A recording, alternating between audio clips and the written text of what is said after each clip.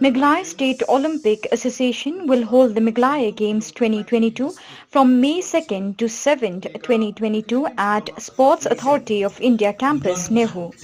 Speaking to the media person, General Secretary of Meghalaya State Olympic Association, Finally L. Paryat, said the Meghalaya Games 2022 will be a mega sports event and have included 5 more disciplines from the last such event held in 2014. Around 2,677 athletes have registered from different state associations, 296 coaches and managers, 358 technical volunteers, and the budget for the Meghalaya Games is 2.23 crore rupees. He further said that the Chief Minister Conrad K. Sangma is the chief patron for the Games.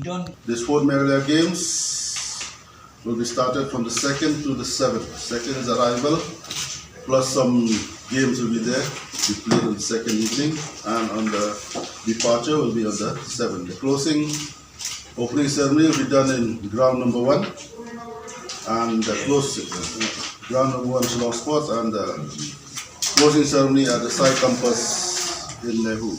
This is a very big mega event.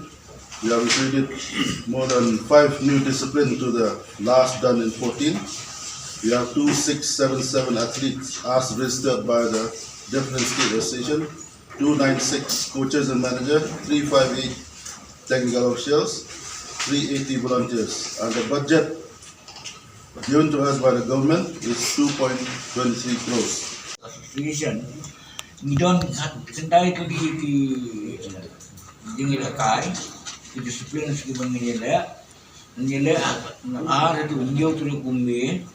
Hagi jaga go fair, nilai kita ikut siapa yang tu nggak tolong.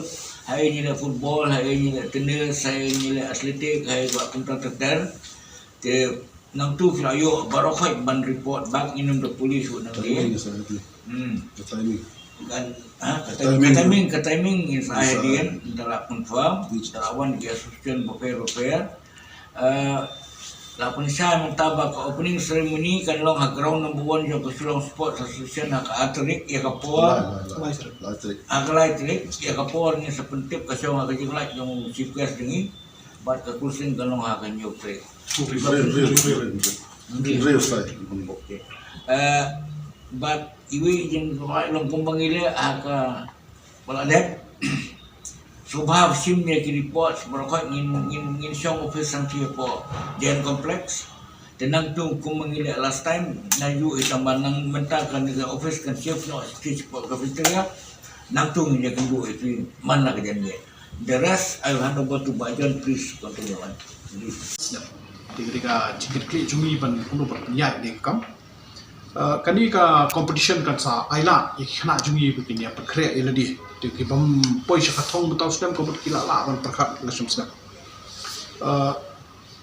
na sobat omba ka first Meghalaya Games kala along how arjar iway nado arpulai terik ado arpupratrik April arjar iway dindingin padio kiri kuat sekat mentuli disiplin kilong hakta kapor gidenya sang muat kita di information.